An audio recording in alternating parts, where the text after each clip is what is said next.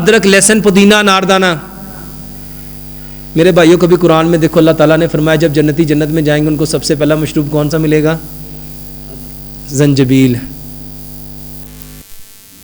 دوسری چیز جس کو قرآن میں اللہ تعالیٰ نے بیان کیا رومان، اناردانہ. تیسری چیز لہسن.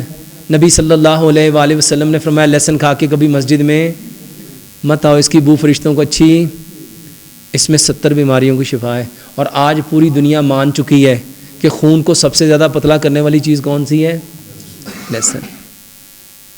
چوتھی چیز پودینہ ہے. امام نے قیم رحمۃ اللہ علیہ فرمایا کرتے تھے 80% بیماریاں جناتی ہیں اور جنات بھاگتے ہیں سبزے سے بھی اور خوشبو سے بھی. پودینے میں یہ دونوں چیزیں پائی جاتی ہیں. میرے محترم بھائیو اس کی چٹنی بناؤ، حسب ذائقہ اس میں سبز مرچ ملاؤ. اس چٹنی کو ہر کھانے کے ساتھ استعمال کرو، یہ ہر بیماری کی علاج ہے. کر کے دیکھو میرے بھائیوں.